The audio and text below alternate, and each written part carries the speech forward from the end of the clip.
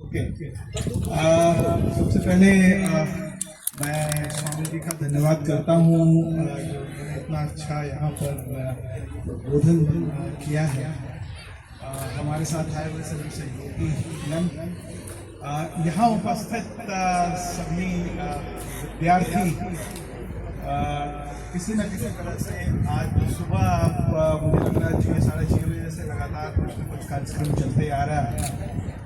स्वामी जी के इस जन्मदिन के अवसर पर उसमें आप सभी लोग भाग लेते आ रहे हैं। सुबह का मौसम बहुत सुहावना था, अभी धूप थोड़ी तेज हो गई है तो हो सकता है थोड़ी बहुत तकलीफ भी ज़्यादा हो। हम यहाँ पंडाल के नीचे हमें रखा गया है पर आप सब लोग धूप में बैठे हुए हैं तो मैं समझ सकता हूँ कि बहुत ज़्यादा भाषण सुनने के लिए जो है बहुत ज़्यादा उसको कहते हैं कि उतावले होने नहीं होंगे, क्योंकि प्रोग्राम सुबह से चल रहा है, लगभग 3 घंटे का समय होने वाला है।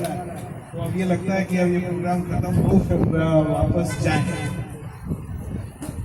मैं बहुत बड़ा ज्ञाता नहीं हूँ, जितना ज़्यादा आप लोगों ने अभी सुना है स्वामी जी को, और आप लोगों में से बहुत लोगों को स्वामी जी के बारे में काफ़ी ज़्यादा पता है। मुझे जो छोटी मोटी चीज़ें पता है मैं उसके हिसाब से आप के बारे में शेयर करना चाहूँगा। स्वामी जी 39 इयर्स जो है उनकी लाइफ इस जो धरती पे है, भौतिक जो जिंदगी है वो नहीं, पर आज भी हम सब उनके बारे में किसी न किसी क्रम में किसी न किसी तरीके से हमेशा उनसे जुड़े रहे हैं और जुड़ते रहेंगे भी आने वाले साल। और इसके कई कारण आप ये समझे कि ये वो समय था जब 19वीं सदी की बात है, 19th सेंचुरी की ये बात है, जब शिकागो वो गए 1893 में, और तब उनके बारे में लोगों को पता लगा कि ये कौन आदमी और इतना बड़ा विद्वान इतनी कम उम्र में और इतने खुले विचार किस ढंग से हो सकते हैं। आप सब लोगों ने सुबह सुबह यहाँ योग किया। आपको ये जान के आश्चर्य होगा कि आज दुनिया भर में योग की पढ़ाई होती है। यूनिवर्सिटीज जो हैं दुनिया भर में, चाहे अमेरिका की यूनिवर्सिटीज हो, यूरोप की यूनिवर्सिटीज हो, सभी जगह योग के क्लासेस चलते हैं और ये सारी चीजें होती हैं। मेरी अपनी जो जानकारी है थोड़ी बहुत, उसके हिसाब से मुझे ये पता है कि जब स्वामी जी जब अमेरिका गए तो उन्होंने उसका करिकुलम जो है वो न्यूयॉर्क में बैठ के उन्होंने लिखा उसका। ये 1890 के आसपास की बात, 92-93 की बात मैं आपको बता रहा हूँ। और आज उसी को बेस बना करके पूरी दुनिया में योग की पढ़ाई होती है। आपको ये पता होना चाहिए कि स्वामी जी का योगदान जो है वो किस तरह से पूरी दुनिया में फैला है। कभी कभी जो जानकार नहीं है, जो नासमझ है, वो ये मानते हैं कि धर्म से जुड़ी हुई बहुत सारी चीजें इसमें होती रहती है। स्वामी जी एक बार पेरिस उनको जाना हुआ, ये जहां तक मुझे याद है 1902 की बात है, 1902 के आसपास की बात है। और उस वक्त पेरिस में साइंस का बहुत बड़ा एक एग्जीबिशन भी चल रहा था और साथ में ये रिलीजियस हिस्ट्री का एक बड़ा सा प्रोग्राम चल रहा था। और स्वामी जी रिलीजियस हिस्ट्री में पार्टिसिपेट करने गए और साइंस में इंडिया से एक साइंटिस्ट जो है उस जमाने में, जो आप लोगों में से कई लोगों ने उनका नाम सुना होगा, आचार्य जगदीश चंद्र बोस, वो गए वहां। और उस वक्त उन दोनों के बारे में दोस्ती हुई, उनके बारे में। और तब स्वामी जी लिखते हैं कि काश हमारे पास जो है जगदीश चंद्र बोस की तरह के साइंटिस्ट और हो, और तब दुनिया को पता लगे कि कितना बड़ा ज्ञान हमारे यहाँ भरा पड़ा है। आप यहाँ जब आप देख रहे हैं, जो मूर्ति आपने देखी, उसके नीचे एक वाक्य लिखा हुआ है, education is the manifestation of the perfection already in man. इसका मतलब है कि हर व्यक्ति के अंदर में एक परफेक्शन ऑलरेडी मौजूद है। शिक्षा जो है वो सिर्फ माध्यम है उस परफेक्शन को बताने की, अभिव्यक्त करने की, दुनिया को दिखाने की और समाज को बेहतर बनाने की। एक छोटी सी कहानी मैं बताऊंगा, उसके बाद खत्म करूंगा।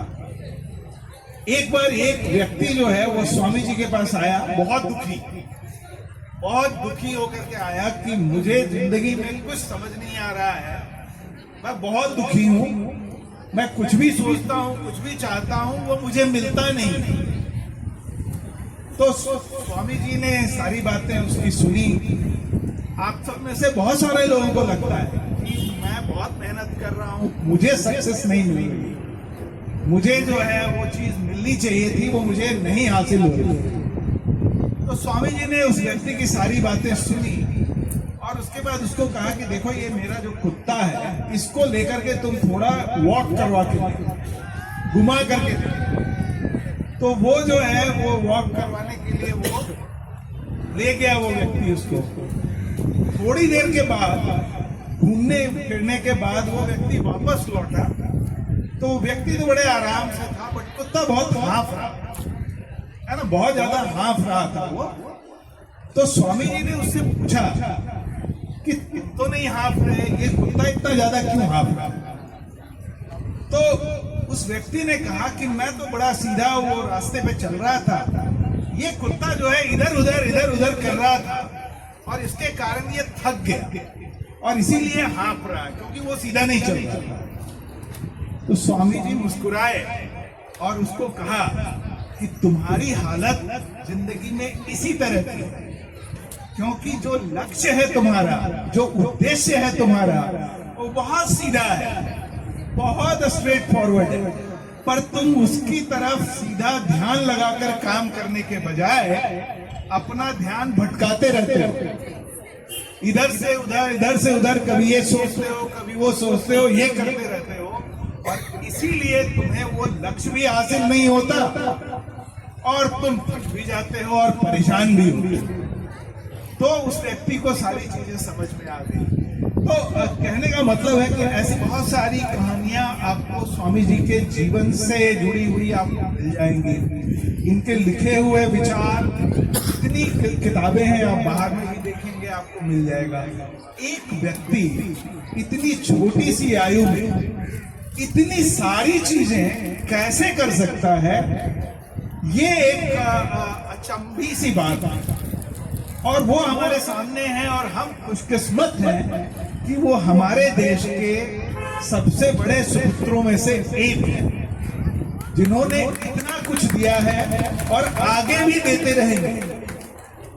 उन्होंने उस जमाने में कहा था कि पश्चिम के देशों ने, वेस्टर्न कंट्री जो है, उन्होंने भौतिक सुख तो बहुत बना लिया, भौतिक प्रगति तो बहुत कर ली, पर जो आत्मिक प्रगति है उसके लिए उनको भारत की ओर देखना ही पड़ेगा। और आज यह बात साबित हो रही है, सिद्ध हो रही है कि जो आत्मिक है, जो अंदर में देखने की बात है, हर व्यक्ति को अपने अंदर झांकने की बात है, जिससे कि सर्वांगीण विकास सबका हो सके, वो तभी संभव है जब आप यहाँ के तौर तरीके, यहाँ की जो संस्कृति हमारी इतनी पुरानी है, उसको समझें, उसको आत्मसात करें। और इसीलिए हम सब के लिए स्वामी विवेकानंद जी हमेशा से मार्गदर्शक रहे हैं और हमेशा मार्गदर्शक रहेंगे। धन्यवाद।